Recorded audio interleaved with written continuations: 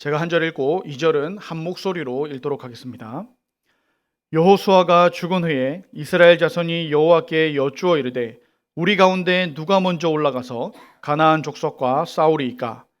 여호와께서 이르시되 유다가 올라갈지니라. 보라, 내가 이 땅을 그의 손에 넘겨 주었노라 하시니라. 아멘.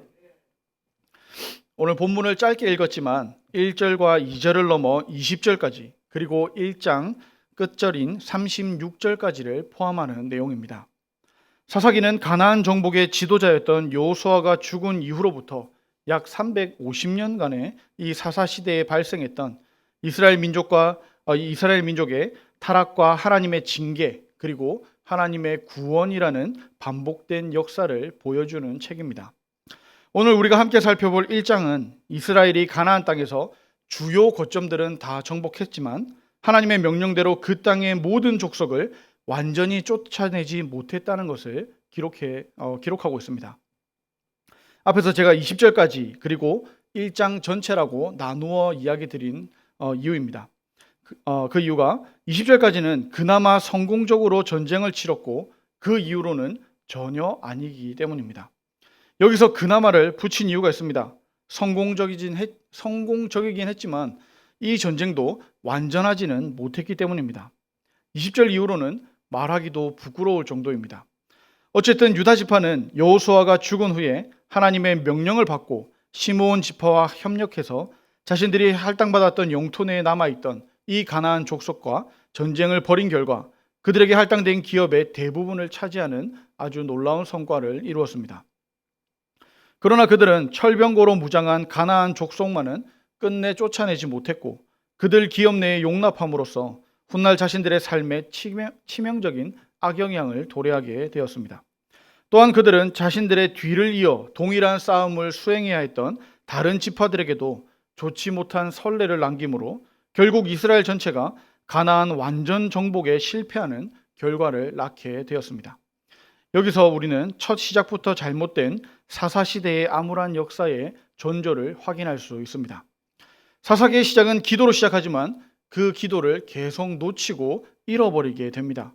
그리고 이 1장에서 보여준 거룩한 삶의 성공과 실패의 모습이 사사기 끝까지 반복되어서 나타납니다. 다시 1절 한번 볼까요? 여호수아가 죽은 후에 이스라엘 자손이 여호와께 여쭈어 이르되 우리 가운데 누가 먼저 올라가서 가나안 족속과 싸우리까? 먼저 여호수아가 죽은 후라는 시간을 알 수 있는 기록이 있습니다.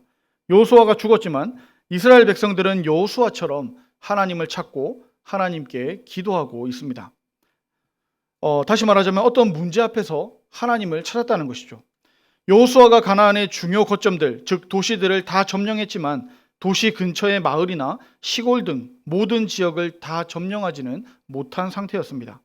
그래서 지파별로 할당받은 지역 안에 이 남아있는 가나안 족속들을 완전히 쫓아내기 위한 제3단계 정복 전쟁을 시작한 겁니다. 이것은 매우 중요한 기도입니다. 여호수아가 죽은 후에 이스라엘 백성은 갑자기 상실된 지도력에 방향을 잃을 수도 있었습니다. 모세를 잃었을 때와는 또 다른 심각한 위기의 상황이죠. 다음 지도자가 없었기 때문입니다. 그러나 이스라엘 백성들은 길을 잃지 않았습니다. 이 혼란한 상황 가운데서 이스라엘 백성들은 하나님을 찾았습니다. 그리고 하나님을 찾아 가장 먼저 한 일은 하나님께 기도하며 질문하는 일이었습니다. 뭐라고 질문했습니까? 1절 하반절에 우리 가운데 누가 먼저 올라가서 가나안 족속과 싸우리까? 하나님 뜻이 어디 있는지 물으면서 하나님의 인도하심을 구하고 있습니다. 여기서 중요한 것은 자신들이 나아갈 길을 그들 스스로 결정하지 않았다는 데 있습니다. 이스라엘 백성들은 혼돈과 위기 속에서 자신들의 주관적인 생각을 믿고 결정을 내린 것이 아니라 먼저 하나님께 나아갈 방향을 물어봤던 겁니다. 혼돈과 위기 속에서 우리 그리스도인들이 취해야 할 자세가 바로 이런 자세입니다. 내 생각과 내 경험 혹은 다른 사람의 생각이나 경험을 의지하는 것이 아니라 하나님께서 어떻게 생각하시는지, 하나님께서 무엇을 원하시는지를 묻는 겁니다. 성경 속에서 이런 모습으로 우리에게 가장 본이 되는 사람이 있죠. 다윗 왕입니다. 사실 다윗도 그가 저질렀던 죄악들을 기억한다면 우리보다 더 나은 사람들이라고 할 수는 없을 겁니다. 어떤 분들에게는 다윗이 정말 밉고 싫을 수도 있는 그런 사람입니다. 그러나 그럼에도 불구하고 하나님께 인정받는 삶을 살았던 비결이 있었습니다. 그 비결이 무엇입니까? 그것은 다윗이 어떤 일을 할 때 하나님께 질문하지 않고는 행동하지를 않았다는 겁니다. 다윗은 수많은 난관과 위기를 만나고 많은 결정을 해야만 할 때 먼저 하나님의 뜻을 구했고 그 후에야 행동으로 옮겼던 사람입니다. 이것을 하지 않고 자기 뜻대로 행동했을 때 크게 사고를 치지 않았었습니까? 거기서 또 멈추지 않고 다시 하나님의 뜻을 구했을 때 하나님은 크신 은혜로 다윗과 다시 동행하셨습니다. 하나님을 찾고 찾는 사람을 하나님께서는 긍휼히 여기시고 동행하시며 도우시기 때문입니다. 다윗만 그런 것이 아니라 우리 역시 혼돈의 시대를 살아가고 있습니다. 산업이 발달하고 물질 만능주의가 우리의 삶을 지배하고 절대적 가치가 무너지는 시대를 살고 있습니다. 이러한 혼돈과 혼란의 시대에 우리는 더욱 절실하게 하나님의 인도하심을 구해야 합니다. 그렇지 않으면 우리도 시대의 흐름에 휩쓸려서 세상 사람들과 똑같은 모습으로 살게 될 겁니다. 물질이 제일 중요하고 외모가 제일 중요하고 과정보다는 결과에만 주목하게 될 겁니다. 어떤 일이 생기면 자신을 돌아보는 게 아니라 탓할 누군가를 찾게 될 겁니다. 예나 지금이나 모든 책임을 지라고 지도자를 세우는 게 맞습니다만 모든 일에, 정말 모든 일에 지도자를 탓합니다. 그런데 탓할 지도자 또는 누군가가 없어지면 어떻게 되겠습니까? 절망하며 자포자기하게 될 겁니다. 그러나 그리스도인은 어디를 바라보아야 하며 누구에게 길을 물어야 될지를 아는 사람들입니다. 시편 37편을 기록한 시인은 우리에게 이렇게 노래합니다. 시편 37편 5절과 6절입니다. 내 길을 여호와께 맡기라. 그를 의지하면 그가 이루시고 내 의를 빛같이 나타내시며 내 공의를 정오의 빛같이 하시리로다. 아멘. 우리의 길은 지도자가 인도해 줄 수 없습니다. 책임을 진다 해도 사람이 무엇으로 책임을 질 수 있겠습니까? 나의 길을 다른 누군가가 대신 결정해 줄 수도 없습니다. 시인의 노래처럼 나의 길은 하나님께 맡겨야 합니다. 하나님의 인도하심을 구해야 합니다. 하나님을 의지해야 합니다. 그리하면 하나님께서 이루어 주실 겁니다. 하나님은 하나님을 찾는 이스라엘 백성들에게 응답하셨습니다. 2절에 하나님은 유다가 올라갈지니라 하고 답을 주십니다. 하나님은 왜 유다 지파를 지목하셨을까요? 정확히 알 수는 없지만 유다 지파가 가장 수가 많고 가장 강한 군사력을 지니고 있었기 때문이 아닐까 예상해 봅니다. 즉 유다 지파가 받아서 소유한 달란트가 가장 많았기 때문이라는 겁니다. 마태복음 25장에 나오는 달란트 비율을 기억하십니까? 하나님은 어떤 사람에게는 5달란트를 주셨고 어떤 사람에게는 2달란트를 주셨고 나머지 사람에게는 1달란트를 주셨습니다. 이 달란트를 잘 보관하라고 주셨습니까? 아니죠. 아닙니다. 주신 달란트를 잘 사용해서 더 많은 달란트, 즉 더 많은 열매, 2배의 열매를 맺으라고 달란트를 주셨습니다. 하나님은 여호수아가 죽은 후에 가장 먼저 싸움에 나갈 지파로 유다 지파를 지목하셨습니다. 가장 강한 유다 지파가 나머지 가나안 땅에 남은 이 정복 전쟁에서 가장 먼저 나가서 싸우라고 말씀하신 겁니다. 여호수아가 죽은 후에 남은 정복 전쟁에 공백이 있었던 이 이스라엘 백성들을 격려하고 자신감을 불러일으켜서 나머지 정복 전쟁을 완성하려고 하신 겁니다. 다시 말해서 하나님은 유다 지파에게 부여하신 많은 능력에 따라 더 큰 사명을 맡기셨다는 겁니다.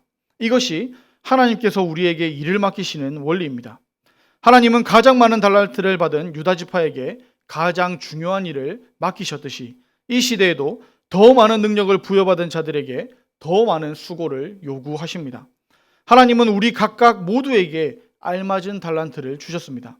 어떤 사람에게는 5달란트를 주셨고 어떤 사람에게는 2달란트를 주셨고 또 어떤 사람에게는 1달란트를 주셨습니다.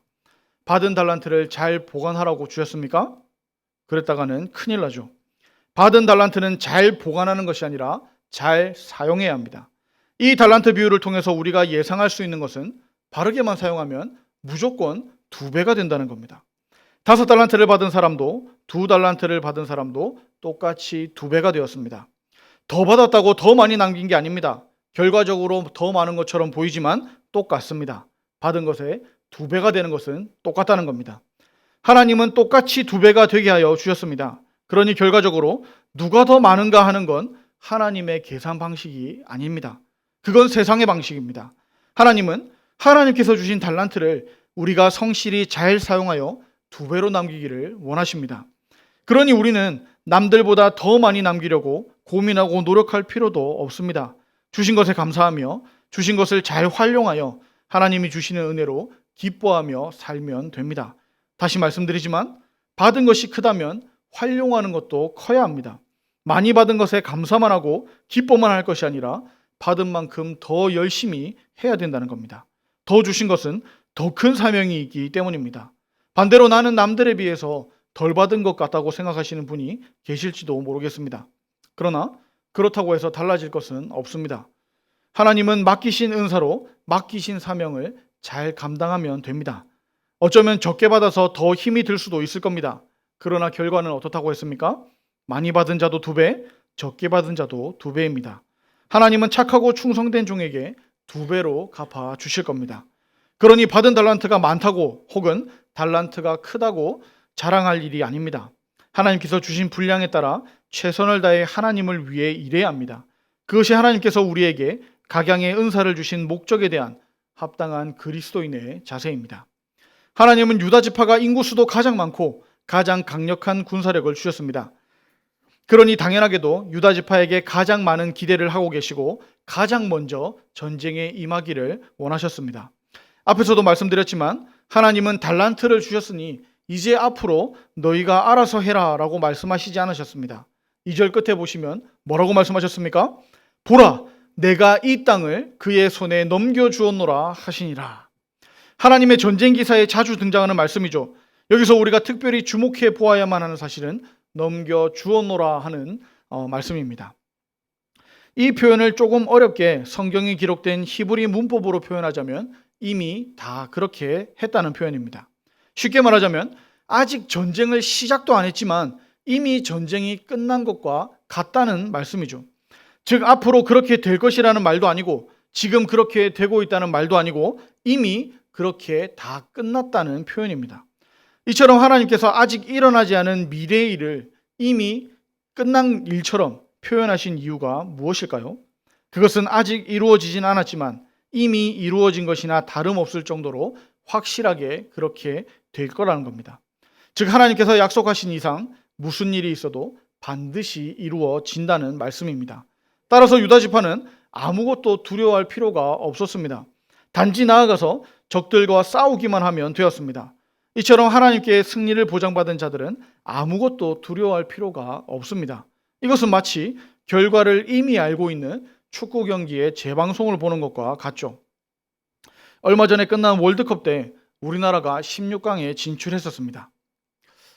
다 경건하셔서 축구는 안 보신 점에 죄송합니다. 저는 봤습니다. 네. 금요일에서 토요일로 넘어가는 새벽에 마음을 졸이며 봤습니다. 그런데 시작하자마자 5분 만에 첫 골을 먹히는 겁니다. 그래서 역시 빨리 자야 되는구나 하고 생각하다가 그래도 보자 싶어서 봤습니다. 그러자 금방 동점골을 넣었고 후반전 정규 시간도 다 끝났을 때에 역전골을 넣어서 결국 이겼습니다. 경기를 보는 내내 가슴을 졸이며 봤습니다. 그리고 이겨서 그날 밤 늦었지만 엄청 잘 잤던 기억이 있습니다. 다음날 어머니께 전화를 드렸더니 한국이 이겨서 16강에 가게 되었다는 사실을 뉴스로 봤다 하시며 하이라이트도 봤다고 하는 겁니다. 이미 다 이겼다는 걸 알고 하이라이트를 보는 마음과 어젯밤에 밤잠을 못 자며 봤던 저의 마음과 같겠습니까? 완전히 다를 겁니다. 왜 그렇습니까? 이미 결과가 나왔기 때문입니다. 우리 편이 이겼다는 사실을 알고 있으면 우리 편이 질까봐 두려워할 필요가 없는 것처럼 이미 승리한다는 결론을 알고 싸운다면 그 과정도 두려워할 필요가 없다는 겁니다. 유다 지파는 하나님이 주시는 담대함으로 나가서 싸우기만 하면 승리할 수 있었습니다. 이것은 오늘날 우리도 마찬가지입니다. 우리도 하나님께로부터 이미 영적 전쟁에 대한 승리를 보장받았습니다. 요한복음 16장 33절 하반절입니다. 세상에서는 너희가 환난을 당하나 담대하라 내가 세상을 이기었노라. 사도 바울도 로마서 8장 37절에 이렇게 선포합니다. 그러나 이 모든 일에 우리를 사랑하시는 이로 말미암아 우리가 넉넉히 이기느니라. 따라서 우리는 어렵고 안 될 것 같은 일을 만날지라도 전혀 두려워할 필요가 없습니다. 우리들의 영적 전쟁은 승리가 보장된 전쟁이기 때문입니다. 이미 끝난 것과 같은 전쟁입니다. 따라서 우리도 두려워할 필요가 전혀 없습니다. 만약 우리에게 두려운 마음이 있다면 그것은 하나님의 약속을 믿지 못하는 것은 아닌지 스스로 돌아봐야 합니다. 하나님을 믿고 하나님의 말씀을 믿고 하나님의 약속을 믿는 그리스도인이라면 하나님께서 우리에게 약속하신 승리의 약속을 붙잡고 담대하게 살아가야 합니다. 그러기만 한다면 우리는 반드시 승리하여 하나님께 칭찬받는 착하고 충성된 종이 될 겁니다. 오늘 본문 이후의 내용은 하나님의 말씀대로 유다 지파가 전쟁에 나간 이야기를 기록하고 있습니다. 유다 지파의 전쟁을 최종 평가하는 이 19절 상반절은 이렇게 결론을 내고 있습니다. 여호와께서 유다와 함께 계셨으므로 그가 산지 주민을 쫓아내었으나. 하나님은 하나님의 말씀으로 전쟁터에 나가 전쟁하는 유다 지파와 함께 하셨습니다. 그러나 문제가 생깁니다. 처음에는 하나님 말씀에 순종하는 것처럼 보였으나 유다 지파도 상황에 눈과 마음을 다 빼앗겨 버렸습니다. 나머지 19절 하반절 말씀입니다. 골짜기의 주민들은 철병거가 있으므로 그들을 쫓아내지 못하였으며. 철병거가 있는 골짜기 주민들은 쫓아내지를 못했다는 겁니다. 철병거가 있으니 하나님께서도 어쩔 수가 없으셨을까요? 아니죠. 철병거가 있든지 금병거가 있든지 다이아몬드 병거가 있다 하더라도 순종해서 가서 싸웠으면 이깁니다. 그러나 좋은 무기를 보고 두려워해서 전쟁에 나가지 못하면, 전쟁하지 못하면 이길 수도 없다는 겁니다. 실제로 유다가 하나님의 말씀에 순종하여 분배받은 이 땅 거의 대부분은 다 차지했습니다. 그러나 안타깝게도 철병거를 가진 골짜기 주민들은 쫓아내지를 못했습니다. 하나님이 함께 하시지 않으셨기 때문이 아닙니다. 유다 지파가 그들과 전쟁을 하지 않았기 때문입니다. 더 정확히 말하자면 하나님 말씀에 순종하지 않았기 때문입니다. 사실 유다 지파가 완전히 이해되지 않는 건 아니죠. 달리 말하면 너무나 이해가 됩니다. 유다 지파가 언제 전쟁 훈련을 받았습니까? 전쟁에 필요한 무기가 있었습니까? 둘 다 아니죠. 그러니 어찌하여 다른 곳들은 믿음으로 가서 잘 싸웠는데 이 철병거를 보니 마음이 무너져 내린 겁니다. 두려움이 생기니 제대로 공격도 못하고 그대로 돌아섰을 겁니다. 인간적으로 너무나 당연한 일이죠. 그러나 오늘 본문에서 골짜기의 주민들이 너무 강했기에 쫓아내지 못했다는 것처럼 보입니다만 아니라는 겁니다. 성경이 그것을 말하려고 하는 게 아니라는 겁니다. 우리의 적은 너무 강했고 너무 좋은 무기를 가지고 있었고 그에 비해 우리는 아무것도 아니라서 전쟁을 할 수도 없었고 이길 수도 없었고 쫓아낼 수도 없었다는 게 아니라는 겁니다. 다시 잘 생각해 봅시다. 하나님이 뭐라고 말씀하셨습니까? 뭐라고 약속하셨습니까? 2절 하반절입니다. 보라, 내가 이 땅을 그의 손에 넘겨주었노라 하시니라. 아멘. 하나님은 가나안 정복 전쟁은 하나님께 속한 전쟁이니 믿음으로 싸우면 이길 것이라고 약속하셨습니다. 그러나 유다 지파는 이것을 믿지를 못했다는 겁니다. 지금까지 하나님께서 보여주셨고 이스라엘은 보았고 체험했음에도 불구하고 믿지를 못했다는 겁니다. 그러니 철병거가 눈에 들어오고 두려움이 커졌고 전쟁에서 돌아섰고 그 땅의 거주민들을 쫓아내지를 못했습니다. 결국 유다 지파가 철병거를 가진 골짜기 주민들을 쫓아내지 못한 것은 그들의 변변치 않았던 무기 때문이 아니라 그들의 연약한 믿음 때문이었다는 겁니다. 우리도 유다와 같은 실수를 하는 경우가 있습니다. 평소에는 하나님을 의지하고 열심히 기도하다가도 생각하지도 못했던 어려운 상황이 오면 좌절과 낙심에 빠져버리는 경우가 있더라는 겁니다. 그러나 우리는 어떠한 상황에서도 두려워할 필요가 없습니다. 우리가 아무리 약해도 또는 세상이 아무리 강해도 하나님을 의지하기만 하면 우리는 하나님께서 약속하신 대로 승리할 수가 있기 때문입니다. 문제는 환경이 아니라 우리의 믿음입니다. 어떤 환경이 우리를 두렵게 만드는지는 상관없습니다. 그런 상황에서 우리가 하나님을 의지하느냐, 의지하지 못하느냐가 실패와 승리를 결정합니다. 유다 지파는 믿음의 눈을 떠야 했습니다. 수많은 철병거 뒤에 진치고 계시는 하나님의 군대를 봤어야 했습니다. 마치 수많은 아람 군대가 사방을 둘러싸고 포위했을지라도 눈에 보이는 아람 군대보다 눈에 보이지 않는 하나님의 군대를 볼 수 있었던 엘리사처럼 믿음의 눈을 떠야 했습니다. 마찬가지입니다. 오늘날 우리도 믿음의 눈을 떠야 합니다. 아무리 어렵고 힘든 상황이 우리를 두렵게 만든다 할지라도 우리는 두려워하지 말고 그 상황을 허락하시고 그 상황 가운데 우리를 도우실 하나님을 바라보며 끝까지 하나님을 신뢰함으로 믿음의 걸음을 걸어 나가야 합니다. 그래야 할 때 우리는 어떠한 상황에서도 실패하지 않고 승리할 수 있습니다. 오늘 말씀을 정리하겠습니다. 유다 지파는 여호수아가 죽은 후에 처음으로 전쟁에 나가게 되었습니다. 얼마나 부담이 되고 떨리는 전쟁이었겠습니까? 이 정복 전쟁에서 유다 지파는 하나님을 의지해서 나가 싸운 결과 대부분의